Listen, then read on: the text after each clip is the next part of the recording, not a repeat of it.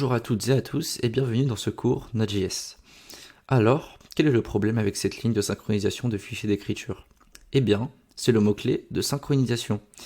J'ai mentionné plus tôt qu'il existe également une méthode d'écriture de fichiers, mais nous utilisons la synchronisation de fichiers d'écriture. La synchronisation signifie synchrone, et c'est une méthode spéciale qui bloquera l'exécution du code jusqu'à ce que ce fichier soit créé. Maintenant, travailler avec des fichiers est disponible en deux modes. Voici le mode synchrone, et nous bloquons l'exécution de la ligne de code suivante jusqu'à ce que ce fichier soit terminé. Maintenant, pour ce court texte que nous entrons, ça va être très rapide, et nous le remarquerons même pas. Mais pensez à un énorme fichier, quelques centaines de mégaoctets ou même plus gros.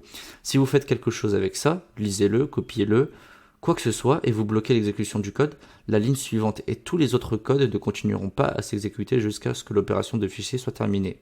Et même les nouvelles demandes entrantes d'autres utilisateurs ne seront même pas traitées, jusqu'à ce que l'opération de fichier soit terminée. Et vous ne le voulez pas. Vous ne devez donc pas utiliser cette syntaxe ici.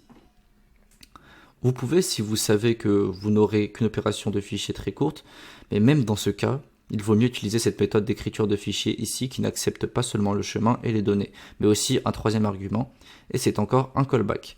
Donc une fonction qui devrait être exécutée quand c'est fait.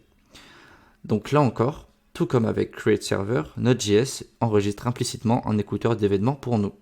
Donc ici, je mets une autre fonction, et ce rappel ici reçoit en fait un objet d'erreur qui sera nul si aucune erreur ne s'est produite. Mais si une erreur s'est produite, des autorisations manquantes ou quelque chose comme ça, vous l'obtiendrez ici et vous pourrez ensuite le gérer avec facilité pour envoyer un type de réponse différent. Une réponse d'erreur montrant à l'utilisateur qu'une erreur s'est produite et sinon retourner une réponse normale.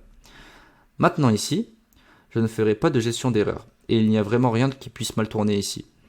Nous allons bien sûr plonger dans la gestion des erreurs un peu plus tard dans le cours, mais je déplacerai mon code de réponse ici, parce que cette réponse ne sera envoyée que si nous avons fini de travailler avec le fichier, car c'est finalement l'action que nous voulons faire à notre demande. Alors maintenant, nous avons en fait notre écouteur d'événements avec une méthode ou une fonction qui sera exécutée une fois que nous aurons fini d'analyser la demande, et dans cette fonction qui sera exécutée dans le futur, nous avons encore un autre écouteur d'événements, cette fonction imbriquée ici qui sera exécutée une fois que nous aurons fini d'écrire le fichier, et c'est en fait assez standard pour Node.js. Vous avez cette architecture pilotée par les événements, où vous dites essentiellement à Node.js de faire quelque chose, et il poursuivra et déchargera ce processus vers le système d'exploitation qui utilise le multithread, et ainsi de suite. Et il continuera ensuite sa boucle d'événements pour écouter les rappels d'événements, et toujours simplement envoyer des petites actions comme celle-ci pour ne jamais bloquer l'exécution du code, puis toujours revenir une fois qu'une opération est effectuée par le système d'exploitation, etc. C'est donc ce que fait Node.js et pourquoi il est très performant, car il ne bloque jamais votre code, il ne bloque jamais le serveur, il va juste de l'avant et dit au système d'exploitation de le faire, et finalement de revenir et de faire quelque chose dans le rappel, comme envoyer une réponse qui n'est pas une opération de blocage parce que c'est super rapide. Juste quelques en-têtes et c'est parti.